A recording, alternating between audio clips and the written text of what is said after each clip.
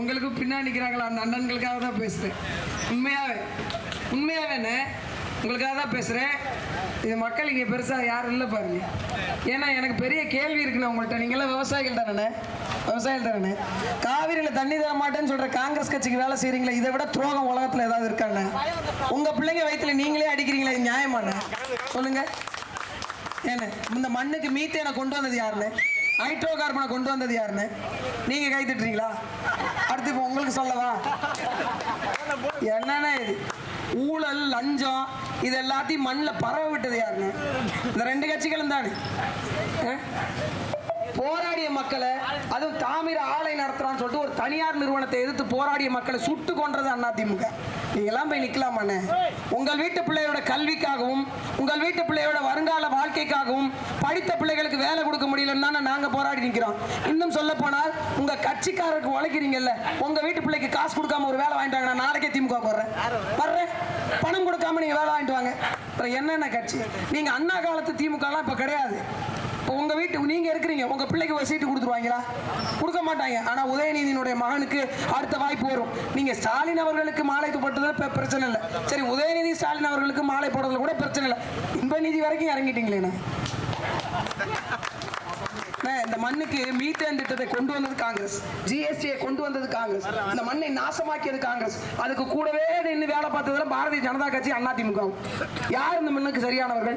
பொள்ளாச்சியில் பாலியல் வன்கொடுமை நடந்தது, அந்த குற்றத்துக்கு இது வரைக்கும் தீர்ப்பு கிடைச்சதா? சொந்த பிரச்சனை கொடநாடு கொலை வழக்கு, அதையே கண்டுபிடிக்க முடியல நம்மளால. நாட்டு மக்கள் பிரச்சனை எப்படின்னா பேச போறோம்? சிந்திச்சு பாருங்க. நீங்க உங்களுடைய கட்சி நீங்க வந்துட்டீங்க, அந்த மாற முடியல. சரி, உங்களோட தலைமுறையும் அந்த மாதிரி பண்ணாதீங்க.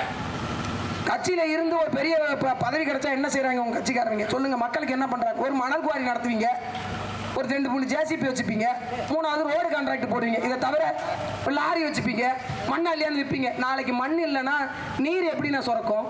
மழை இல்லைன்னா மழை எப்படி வரும்? இது எல்லாத்துக்கும் சேர்த்து போராட்டத்துக்கு எங்களை நேர்ந்து விட்டுருக்காங்க.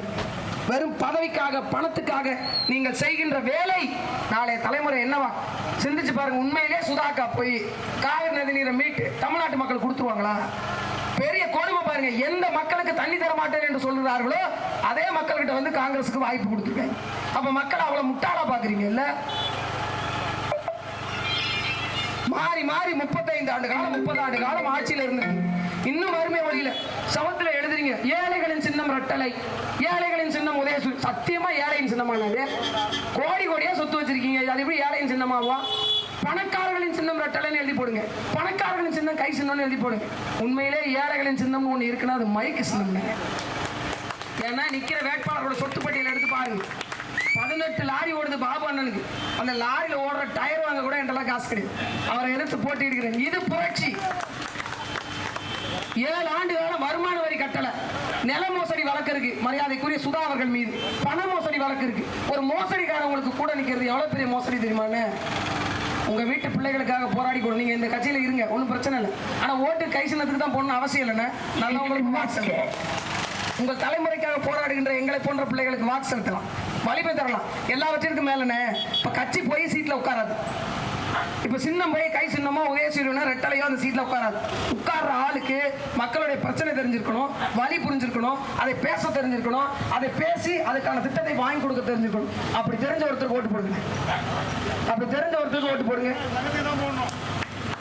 15 ஆண்டு காலம் மக்களுக்காக போராடி இருக்கேன். 1 ஆண்டு 2 ஆண்டு இல்லை. நான் கட்சிக்கு வருவதற்கு முன்பே காலத்தில் நின்று மக்களுக்காக வழக்கு வாங்கி என் வாழ்க்கையை துளைத்த பெருமகள்.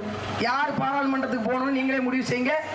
கூட்டணியில இருக்கீங்க, உள்ள இருந்து வேலை செய்றீங்கன்னா ஓட்டு போடணும்னு தேவையில்லை. அவங்களுக்கு நீங்க யாருக்கு ஓட்டு போறீங்கன்னு கண்டாபிடிக்க போறாங்க. நல்லவர்களுக்கு வாக்கு செலுத்துங்க. நாடாவது நல்லா இருந்துட்டு போட்டும். நன்றி, வணக்கம். நாம் தமிழர் மைக்கு சின்னம். ஓட்டு பெட்டியில் 5வது இடத்துல இருக்கு. 5வது பொத்தானை அழுத்துங்கள். அடுத்த 5 ஆண்டு நிலம், வளம் சார்ந்த தொழிற்சாலை, படித்தவர்களுக்கு வேலை, நல்ல கல்வி, தூய குடிநீர், நல்ல மருத்துவம், சரியான சாலை, சொர்க்கம் போல வாழ்வு, கடன் இல்லாத வாழ்க்கைன்னு விவசாயிகளுக்கு நான் தண்ணி வாங்கி தரல, என் பேரை நான் மாற்றி வச்சுக்கிறேன்.